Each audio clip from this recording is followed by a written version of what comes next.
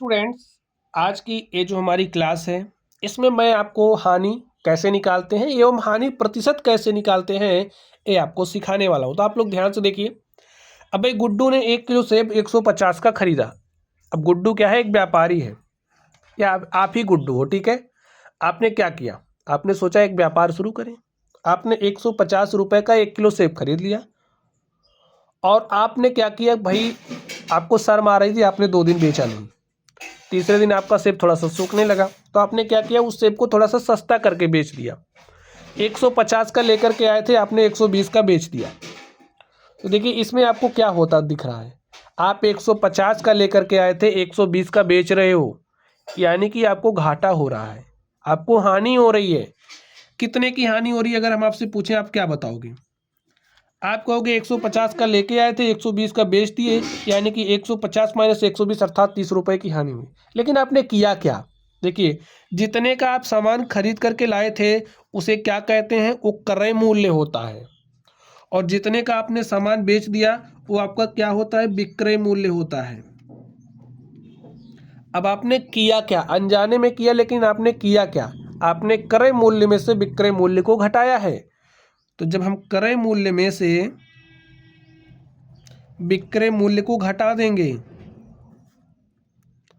तो हमें व्यापार में कितने की हानि हो रही है पता चल जाएगी।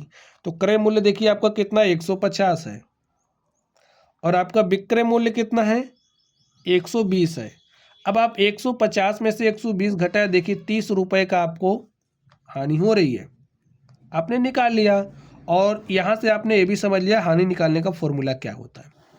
अब आपने तो हानि निकाल लिया है, अब इस हानि को आप प्रतिशत में लिखना चाह रहे हो, कितने प्रतिशत की आपको हानि हुई। अब आप मैथमेटिक्स के स्टूडेंट शायद ठहरे, तो आपने सोचा चलिए देखते हैं कितने प्रतिशत की हमें हानि हो रही है। तो कैसे निकालोगे, देखिए हानि प्रतिशत इज इक्वल टू होता है, आपको देखिए 30 रुपए की हानि हो रही है, कितने की खरीद पर, 120 के, सॉरी 150 के खरीद मूल्य पर, 150 के क्रय मूल्य पर।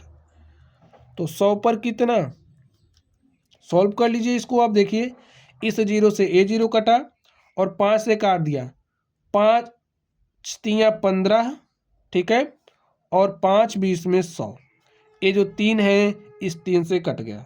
तो आपके पास बचा क्या, 20% की आपको हानि हुई, ठीक है।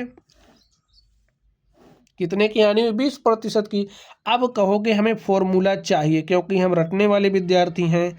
तो हानि प्रतिशत इज इक्वल टू होता है हानि गुणे में 100 और बटे में क्रय मूल्य। देखिए वही है जो मैंने यहाँ पर लिखा है, चाहे ऐसे करो चाहे वैसे करो, बात एक ही है, ठीक है। तो स्टूडेंट्स, इस तरीके से मैंने आपको हानि एवं हानि प्रतिशत निकालना सिखा दिया है। तो चलिए आप लोग पढ़ते रहिए। Thank you.